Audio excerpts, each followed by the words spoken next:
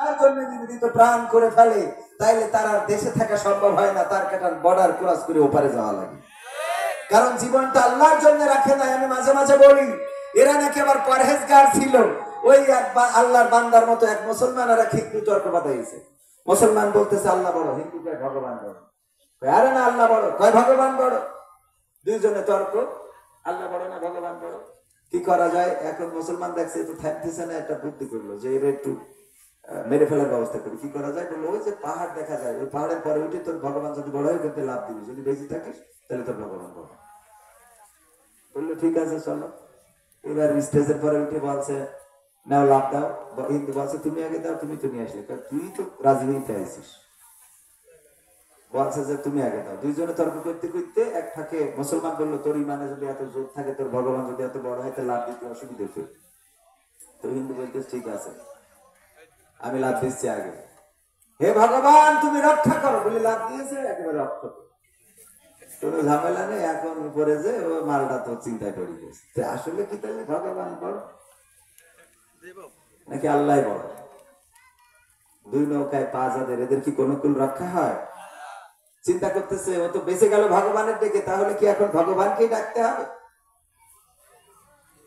জোরে বললো আল্লাহ তুমি রক্ষা করো, আর আসতে বললো যদি না পারো তাহলে ভগবান দেখে দিতে বলে দিয়েছে লাভ।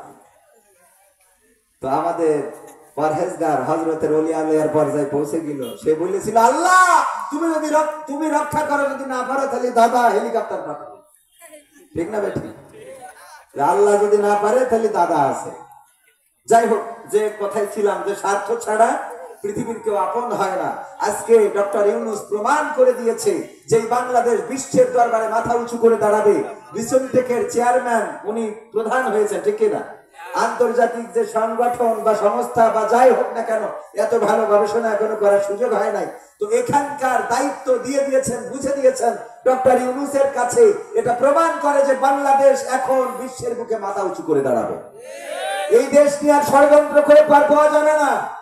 আজকে মোদির সাথে বৈঠকে তিস্তার পানি চুক্তি নিয়ে কথা হয়েছে, বর্ডারে মানুষ হত্যা নিয়ে কথা হয়েছে, অপপ্রচার নিয়ে কথা হয়েছে। দাঁত ভাঙা জবাব দিয়েছেন ডক্টর ইউনূস, দেখিয়ে দিয়েছেন তিনি বাপের বেটা। যখন এসেছেন নরেন্দ্র মোদী সহ কূটনীতিক যারা ছিল সব দাঁড়ায় সম্মান করেছে, বলেন ঠিক কিনা? শুধু সম্মান করেনি, আসলি খাই ওম শান্তি নমো নমো নমস্কার বলেন না, বলেন না? যখন ঢুকছে মাথায় রাখবেন, যারা অপেক্ষায় থাকে ওনারা বড় নন, বড় তিনি যিনি আসেন। কথা কয় না? আমার কথা মনে হয় বোঝেননি। এই যে মাহফিলে আপনারা যারা বসে আছেন, আপনারা তো বসে আছেন, এখানে অতিথি যারা মেহমান যারা তারা একের পর এক আসছে, ঠিক কিনা? তাহলে আপনারা অপেক্ষায় আছেন, বড় কারা? যারা অতিথি, মানে আসলে আমি না, ওনার মতো। তো এই যে ওনারা কি আপনাদের থেকে বড়, তো বসে আছে, দেখেছেন কিনা আপনারা? ভিডিওটা চোখে পড়েছে? বসে আছেন নরেন্দ্র মোদী সহ অন্যান্য কূটনীতিক ভারতের, আর ডক্টর ইউনূস ঢুকলো, সবাই দাঁড়িয়ে গেল, আর মোদী বলতেছে ওম শান্তি নমো নমো। ঠিক না বেঠিক? এটা প্রমাণ করে দেয় যে ডক্টর ইউনূস ওদের থেকেও বড়। আর ছবি একটা দিয়ে দিয়েছে যে আমি তো সেই মাল, 10 বছর আগে তুই আমার গলায় মালা পরাইলি। কি? আর আমাদের দিদি যেইতে নিজে ধর্ম, নিজের মুসলমান, যেইতে ওখানে আবার তিলক লাগাইতো। কথা কয় না? ঠিক না? কোন মুসলমান যদি কোন ধর্মের অনুসরণ করে, সেই ধর্মের কোন কিছু ধারণ করে, তার মুসলমান পরিচয় দেওয়ার কোন অধিকার থাকে না। কারণ একজন মুসলমানের সন্তান এই দেশে ইসলাম প্রচারের জন্য এসেছিল। বঙ্গবন্ধুর পরিবার ইরাক থেকে এসেছিল ইসলাম প্রচারে। সেই পরিবারের সন্তান হয়ে তিলকের কলঙ্ক মাথায় লেপন করে প্রমাণ করে দিয়েছে মুসলমানের সাথে পরিবারের সম্পর্ক। তারপরে আবার বলে যে শেখ হাসিনা পালাই নাই। কি করেছে? শেখ হাসিনা হিজরত করেছে। কি করেছে? তো হিজরত যদি করে থাকে, তো মক্কা মদিনায় যাবে, তোর দাদার দেশে যাবে। হ্যাঁ, যেখানে গেলে দুটো সোয়াব হবে নাকি?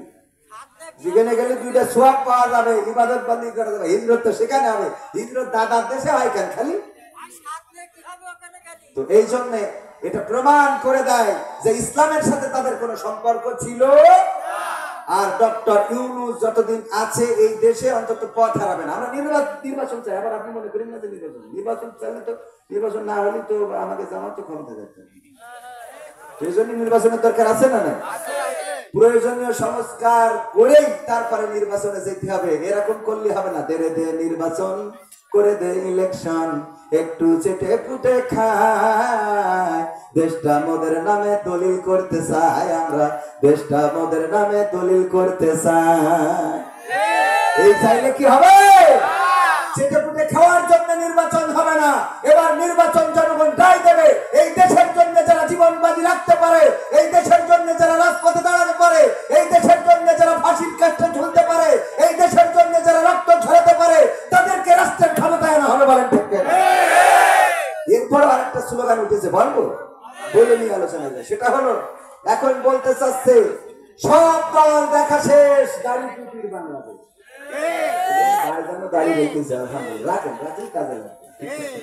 টুকু আছে ভাই, এখন ইসলামের কথা যেভাবে বলে আমার তো মনে আছে জিকির গাছে আমাদের দাওয়াত হবে। কারণ ভাই বুঝতে পেরেছে যে সব দল দেখা শেষ, কথা কয় না, দাড়ি টুপির বাংলাদেশ।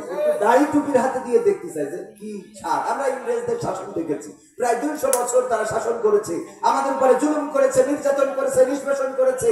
তারপরে আমরা পাকিস্তান দেখেছি, আমাদের পাকিস্তানরা 23টা বছর আমাদের উপরে জুলুম করেছে, নির্যাতন করেছে, ধর্ষণ করেছে, গণধর্ষণ করেছে, হত্যা করেছে, লুটতরাজ করেছে, আমাদের উপরে যা মনে চাই তাই করেছে। তারা শান্তি দিতে পারে নাই। এরপরে আমরা 71 দেখলাম, 71 পরবর্তী আজ স্বাধীনতার 53 বছর পার হয়ে গেল। আমরা স্বাধীনতা পরবর্তী, কেউ বলেছে নতুন বাংলা গড়বে, কেউ বলেছে সবুজ বাংলা গড়বে, কেউ বলেছে আলোকিত বাংলা গড়বে, কেউ বলেছে সোনার বাংলা গড়বে, কেউ বলেছে ডিজিটাল বাংলা গড়বে। আর আমার ওয়াহিদুল কাদের কাকা স্মার্ট বাংলা গড়তে যে স্টেজে ভেঙে গেছে। ঠিক না ঠিক? এত কিছু গড়তে চেয়ে যেহেতু পারে নাই, সুতরাং আমাদের বক্তব্য হলো আর সোনার বাংলা, নতুন বাংলা, সবুজ বাংলা, সোনালী বাংলা, রূপালী বাংলা, দীপালি বাংলা, কুবালি বাংলা, ডিজিটাল বাংলা, স্মার্ট বাংলা এইগুলো দেখার ইচ্ছা নাই। আমরা আগামীতে দেখতে চাই আল কোরআনের বাংলা দেখতে চাই। বলেন ঠিক? আল কোরআনের বাংলা দিয়ে দেখতে চাই যে আসলে কি হতে পারে। এবার একটা প্রমাণ যদি আপনাদের দিই, ধর্ষণ বেড়ে গিয়েছিল মাঝখানে, এত ধর্ষণ, ঘরে ধর্ষণ, মানে এ যেন ওই যে ফেরাউনের সময় একবার ব্যাঙের গজব আসতো, একবার পানির গজব আসতো, একবার শুকনো খরা, এক এক রকম গজব আসতো না। ডক্টর ইউনূস ক্ষমতা নেওয়ার পরে যেন ওরকম শুরু হলো। একবার ভ্যানওয়ালা, রিক্সাওয়ালা, একবার আনসারওয়ালা, একবার পুলিশওয়ালা, সব রাজপথে শাহবাগে যার দরকার ফকিররাও যে না জানি কবে দাঁড়ায় পড়ে যে আমাকে ভিক্ষে 2 টাকার নোট চলতো। এখন এইভাবে এক একজন এক এক আন্দোলন করতে করতে করতে করতে চিন্তায় বেড়ে গেল, চুরি বেড়ে গেল। ঠিক কিনা? চুরি চিন্তা বেড়েছে না? এরপরে ধর্ষণ, যেখানে সেখানে বাচ্চা শিশু ধর্ষণ, গণধর্ষণ, এমনকি তাকে হত্যা। আর্মির সম্মিলিত সামরিক হাসপাতালে নিয়ে যে পর্যন্ত বাচ্চাটা মেরে ফেলা হলো, মরে গেল। আমি জানি না যে মারা হলো না, কারণ একটা ষড়যন্ত্র চলছিল। বলেন ঠিক কিনা? তো এরপরে বামেরা আবার দাঁড়ায় গেল রাজপথে। কোথায়? শাহবাগে। বামেরা কি দাবি করলো? যে ধর্ষণের শাস্তি হতে হবে মৃত্যুদণ্ড। বামেরা, যারা আল্লাহতে বিশ্বাস করে না, কোরআন বিশ্বাস করে না, তারা কি শাস্তি চেয়েছে? কারা চেয়েছে? বামেরা। তো বামেদের বোঝা উচিত আমার আল্লাহ 1400 বছর আগে এই ধর্ষণের শাস্তি কি দিয়ে দিয়েছে? কোরআনে কয় কোরআন মৃত্যুদণ্ড। আল্লাহ দেওয়া শাস্তি কি? বামেরাও চাই কি? আর দানিরা তো মৃত্যুদণ্ড তো চাওয়ার দরকার নেই, এটা তো অলরেডি খাতা কলমে আছে। ঠিক না? তো তার মানে ধর্ষণের শাস্তি যেহেতু মৃত্যুদণ্ড চাও, সুতরাং বেশি কিছু দরকার নেই, কোরআনটা সংসদে বসাই দাও। যদি দুর্নীতি মুক্ত না হয় তাহলে আমরা হুজুররা এই দেশ ছেড়ে পাকিস্তানে যাব। কথা কয় না? ঠিক না বেঠে? একটা ধর্ষণের শাস্তি যদি কোরআন দিয়ে দেখিয়ে দেওয়া হতো, চুরির শাস্তি যদি হাত কেটে দেওয়া হতো, ছিনতাইকারীর শাস্তি যদি এক পাশের পা অপর পাশের হাত কাটা হতো, যদি কেউ হত্যা করে তার শাস্তি যদি কতল করা হতো, গলা থেকে মাথা আলাদা করে দেওয়া হতো, তাহলে এত খুন খারাপি এই জমিনে হতো। এগুলো বাড়ার পিছনেও কারণ ছিল। কারণ বলবো? কারণটা বলি। কারণ হলো একবার এক কাফন চোরা মারা যাওয়ার সময় সন্তানদের ডেকে বলছে, শোনো, আমি মারা যাওয়ার পরে তোমরা এমন কিছু করবা যাতে অন্তত আমাকে মানুষ ভালো বলে। আমাকে কি বলে? তো ওই সন্তানরা ওরাও কাফন চুরি করে, মানুষ বলে যে এর আব্বাও কাফন চুরি করতো, এও কাফন চুরি করে, এর তো কেউ ভালো, আব্বার তো কেউ ভালো কয় না। সবাই বাপের খারাপ বলে যে ওর বাবা ছিল কাফন চোর, সন্তান হয়েছে কাফন চোর। সন্তানরা চিন্তা করলে এর থেকে নামাজি হয়ে যায়, রোজাদার হয়ে যায়, আল্লাহওয়ালা হয়ে যায়। আল্লাহওয়ালা হয়েছে, মসজিদে গেলি কয় মসজিদে এসেছে, তাতে কি হবে? ওর বাপ ছিল কাফন চোর। তো চিন্তা করলে এতেও তো কাজ হবে না, তাহলে কি করা যায়? আমরা মসজিদে সবার খাবার দেবো, যারা নামাজ পড়বে তাদের খাবার দেবো। খাবার দেয়, ছোট ছোট যারা আছে ওদের বাইসাইকেল কিনে দেয়। কয় এই বাইসাইকেল কে দিয়েছে? তা ওই যে কাফন চোরা ছেলেরা দিয়েছে। তাহলে ভালো কাজ করেও কি বাবারে ভালো বলতেছে, কারে খারাপ বলতেছে? বাবারে। তো চিন্তা করলো এই ভালো কাজ করে আর লাভ নাই, এটা ছেড়ে দিয়ে আবার কাফন চুরি শুরু করি। তবে কাফন চুরি করতে হবে, এখন শুধু চুরি করলে হবে না। যেই গোরস্থানের কাফন চুরি করবো, লাশটা তুলে নিয়ে বাঁশ একটা ঘড়ি দিয়ে ওই যে ওখানে তেল পাম্পের সামনে যে মূর্তিটা আছে ওখানে টেঙাই রাখতো। এই কাজ যখন করেছে, মানুষ বলা ধরলো যে এদের থেকে তো এদের বাপ ভালো ছিল। কথা বোঝেন? মানে ওদের বাপ তো খালি কাপড় চুরি করতো, এই তো কাপড় চুরি করে পাশার মধ্যে বাস ঢুকে আবার এই উপজেলার মোড়ে টেঙাইতে। তাহলে এদের থেকে তো এদের কি ছিল? বাপ ভালো ছিল। আমাদের দেশে একের পর এক চুরি, ছিনতাই, ডাকাতি, খুন খারাপি একের পর একটা করে আসতেই থাকলো, যেন জনগণ বলতে পারে আগেই তো ভালো ছিল। ঠিক না বেঠিক? সেগুলো বন্ধ হয়ে যাচ্ছে এবং যাবে ইনশাআল্লাহ। ষড়যন্ত্র করে লাভ হবে। এই দেশের যারা জনগণ বুঝে গিয়েছে রক্ত দিয়ে, সুতরাং এই দেশ গড়ার জন্য আমরা বাংলাদেশে কোরআনের আইন দেখতে চাই। কোরআনের আইন যদি বিএনপি কায়েম করে আমাদের কোন আপত্তি আছে? যদি জামাত কায়েম করে আপত্তি আছে? যদি আওয়ামী লীগ কায়েম করে আপত্তি আছে? কিন্তু জামাত, হেফাজত, হুজুররা যদি কোরআনের বিপক্ষে যায়, তাদের বিপক্ষে আমরা দাঁড়াতে রাজি আছি না নয়? আল্লাহ আমাদের সেই তৌফিক দান করুন, বলেন আমিন। আলোচনায় যাব, কথা বেশি বাড়াবো না। আপনারা কি শুনতে রাজি আছেন? শেষ করে যাবেন ইনশাআল্লাহ? কষ্ট হবে আপনাদের?